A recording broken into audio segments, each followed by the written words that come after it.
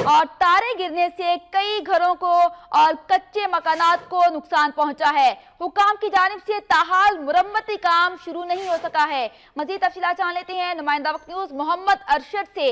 Mohammad Arshad, update कीजिएगा, कब इन तारों का काम शुरू हो जाएगा? जी बिल्कुल, 8 माह कबल 3 पोल गिर गए थे, मगर आज सुबह सवेरे ही मजीद 2 पोल की तारें गिर गई हैं, जिससे इलाका मकीनों के घर, कच्चे मकान के घरों और दरख्तों को नुकसान पहुंचा है।